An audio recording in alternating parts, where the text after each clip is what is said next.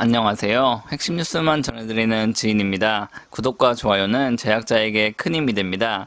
현대중공업그룹이 중간 지주사 현대제뉴인을 출범시키고 두산인프라코어 인수를 마무리하면서 앞으로의 전략을 공개했습니다.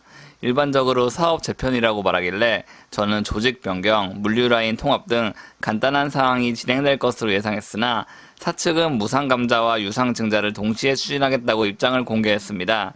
이 같은 회사의 행보는 앞으로 어떤 영향을 미치게 될 것이며 이에 대해 어떤 상황이 펼쳐지게 될지 간단하게나마 파악해 보겠습니다.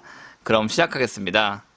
일단 현대중공업그룹 중간지주사 현대제뉴인이 정확히 어떤 사업 재편을 추진하고 있는지 알아보겠습니다. 현대제뉴인 측은 산업차량 인수, 현대건설기계 해외생산법인 지분 취득, 두산인프라코어 무상감자 유상증자 실시 등 세 가지 전략을 밝혔습니다. 산업차량 인수는 현대제뉴인이 현대건설기계 사업부 중 하나인 산업차량 사업을 인수해 직접 육성하겠다는 말입니다.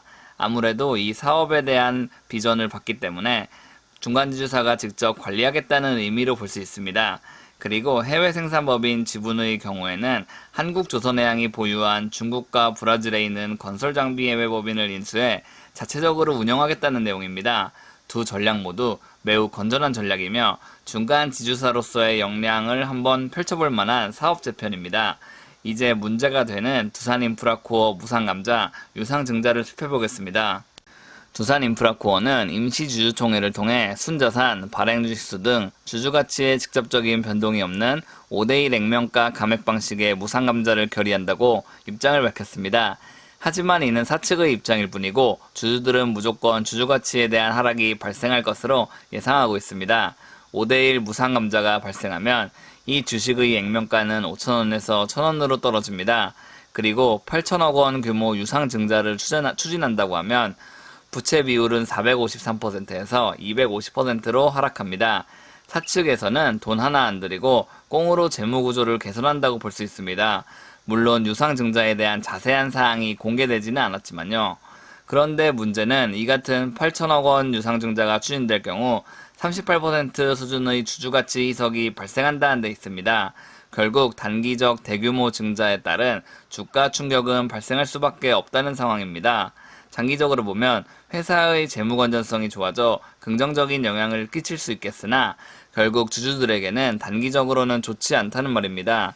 이에 더해 두산인프라코어 인수를 통해 결국 현대제뉴인은 이익을 보게 될 것이지만 두산인프라코어가 직접적인 시너지 효과를 가질 것이라고 보기는 힘든 상황입니다. 애초에 두산인프라코어가 현대건설기계보다도 큰 회사이기 때문이죠. 게다가 증권사의 목표도 하향됐습니다. 사실 증권사들은 목표 하향을 거의 하지 않습니다. 왜냐하면 증권사와 기업 간의 정보 교류는 항상 좋은 방향으로 진행되기 때문입니다. 증권사는 기업으로부터 돈을 받고 좋은 내용만 써주는 업체나 마찬가지입니다. 그런데 이 같은 주가 하향 의견을 밝혔다는 것은 증권사마저도 단기적으로는 부정적으로 보고 있다는 말입니다.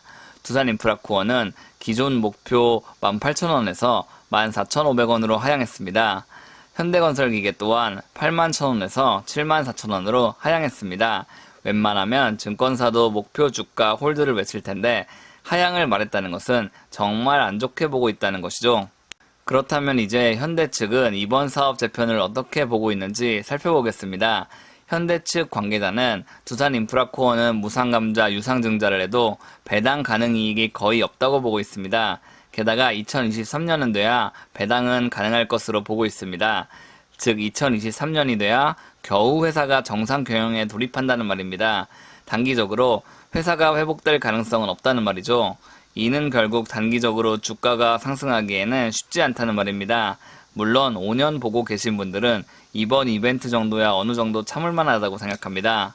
사업 지배 구조는 한국조선해양과 마찬가지로 현대제뉴인 산하에 두산인프라코어와 현대건설기계가 포함됩니다.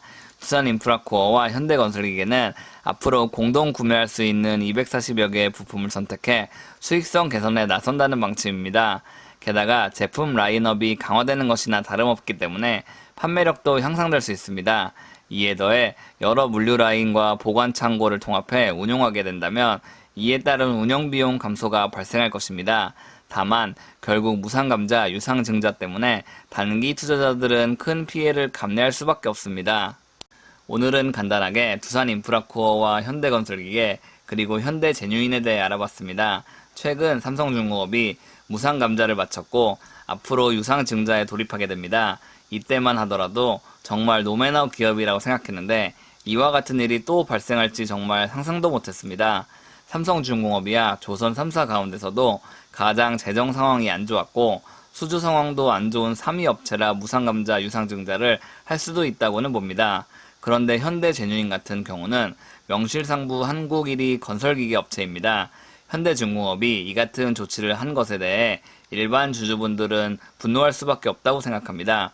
비전이 어떻든 간에 당장 손해는 발생하기 때문이죠.